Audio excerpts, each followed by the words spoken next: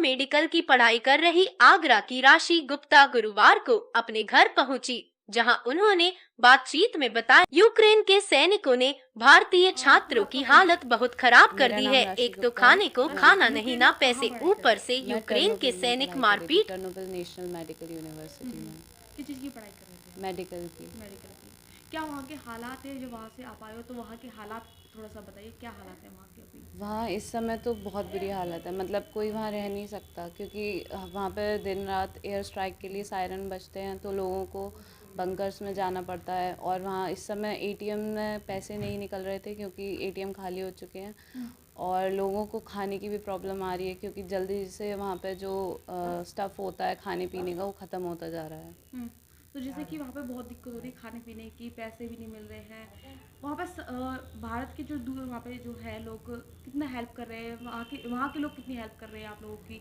Ukraine के लोग कितनी हेल्प कर रहे हैं? यूक्रेन मिलिट्री तो बिल्कुल हेल्प नहीं कर रही है स्टूडेंट्स की, क्योंकि बच्चे अगर खुद से बॉर्डर तक जा भी रहे हैं, क्योंकि बॉर्डर तक हम लोग 40 किलोमीटर तक पैदल खुद चल के गए थे, तो उसके बाद भी पोलैंड बॉर्डर पे तो मिलिट्री ने बिल्कुल सपोर्ट नहीं किया बच्चों को। ऊपर से ये और बोल दिया कि आपकी गवर्नमेंट हमें सपोर्ट नहीं कर रही, तो हम बच्चों को कोऑपरेट क्यों करें। तो उन लोगों ने बच्चों के साथ बहुत गलत बिहेव किया था, स्टूडेंट्स को मारा भी था।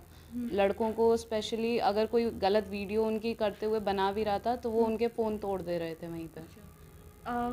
अभद्रता करने का भी सामने आ रहा था कि मतलब बदसलूकी की जा रही है। हाँ, ऐसा भी कुछ है? हाँ, एक बच्चे का पासपोर्ट खो गया था वहाँ पे। उस बच्चे ने वहाँ कंप्लेन करी कि कोई हेल्प मिले पुलिस से, तो पासपोर्ट मिल जाए।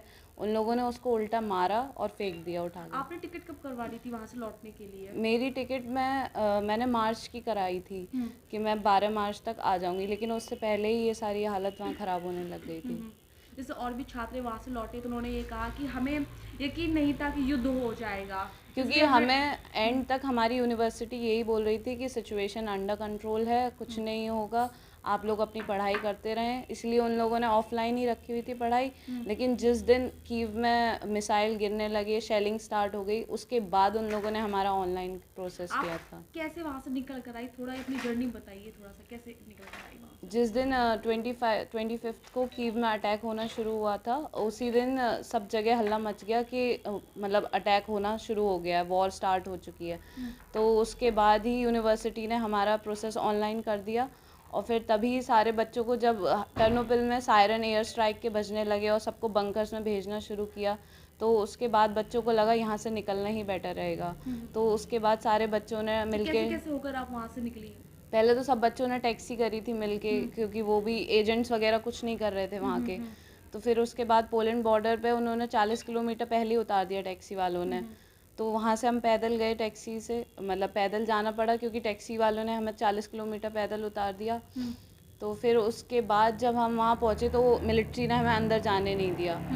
मिलिट्री वाले कहने लगे कि हम अंदर नहीं जाने देंगे। तो फिर उसके बाद बच्चों के पास कुछ नहीं था वहाँ पे खाने पीने के लिए और रहने के लिए भी। तो बॉर्डर था, तो वहाँ जंगल था, तो बस वहाँ पे बैठ के लोगों ने जैसे तैसे रात बिताई थी, वो भी आग जला के। उसके बाद तो हम ही जानते हैं कि अगले दिन सुबह जो हुई थी, उसके बाद बस हमने सोच लिया था हम वापस चले जाते हैं, नहीं जाएंगे घर, कोई बात नहीं, जो होगा देखा जाएगा। लेकिन फिर जब और बच्चों ने कहा कि टर्नोपिल में भी कर्फ्यू लग चुका है, वहाँ पे भी एंट्री बंद हो गई है अब, क्योंकि वहाँ पे मार्शल लॉ लग चुका था, तो आप दूसरी स्टेट में इतनी आसानी से नहीं जा सकते।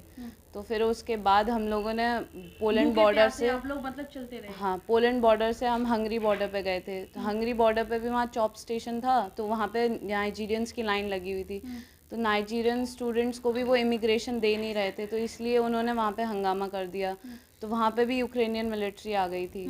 तो वहाँ से भी हमें फिर निकलना पड़ा, क्योंकि यूक्रेनियन मिलिट्री बिल्कुल सपोर्ट नहीं कर रही थी। तो फिर उसके बाद हम स्लोवाकिया बॉर्डर गए थे। तो स्लोवाकिया बॉर्डर से हमें वहाँ पे एंट्री मिली, क्योंकि वहाँ की जो एम्बेसी थी वो हेल्पफुल कहाँ से थी। हेल्प कर पा रहे? मतलब कोई एजेंट कोई हेल्प नहीं कर रहा था वहाँ पे। भारतीय एजेंट कोई भी नहीं? भारतीय एजेंट कोई हेल्प नहीं कर रहा था। जो हेल्पलाइन नंबर दी गई, उससे आप लोगों को मतलब कितनी सहायता मिली कि नहीं मिली? हमें अगर किसी ने हेल्प करी थी, तो वो स्लोवाकिया बॉर्डर पे जो इंडियन एम्बेसी थी स्लोवाकिया की, वहीं उन्हीं लोगों ने हमारी हेल्प करी थी। वहाँ की एम्बेसी वालों ने हमें एंट्री कर दिलवाई थी बॉर्डर पे। दूसरी बात, एक ये बात निकल कर आ रही है कि एयर इंडिया पैसे ले रही है, कितना सच है इस नहीं, एयर इंडिया कोई पैसे नहीं ले रही है। अभी जो इवैक्यूएशन हो रहा है वो उसमें सारे स्टूडेंट्स के लिए फ्री इवैक्यूएशन हो रहा है, वो किसी से पैसे नहीं ले रहे हैं। इवन वो लोग घर तक भी छोड़ के जा रहे हैं बच्चों को। मुझे भी वो कल घर तक छोड़ के गई है एम्बेसी की और इंडिया की जो गवर्नमेंट की गाड़ी है।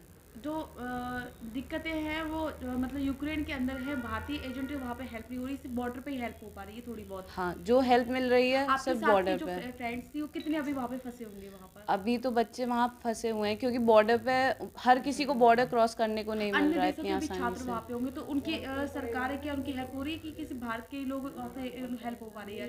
अभी की डेट में कहें तो इंडिया बहुत कुछ हेल्प कर रहा है और कंट्री के मुकाबले, क्योंकि नाइजीरियन स्टूडेंट्स भी थे, उन लोगों को भी इतना सपोर्ट नहीं मिल रहा है उनकी चीन के गवर्नमेंट और से। अन्य देशों के भी। क्योंकि हमारे टाइम पे भी जब हमें बोल दिया गया कि आप अगर टैक्सी से भी निकल रहे हैं तो अपना इंडियन फ्लैग लगा के ही निकलें, तभी आप वहाँ सेफ रहेंगे।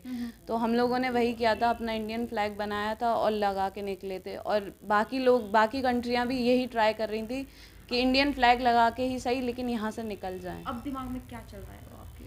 अभी तो ये है कि घर पे आ गए हैं तो ज़्यादा अच्छा है, पर वहाँ जो MB था वो तो। आपकी जो MBBS की पढ़ाई कर रहे थे, कौन सा ईयर चल रहा था? मेरा 4th ईयर चल रहा था। 4th year.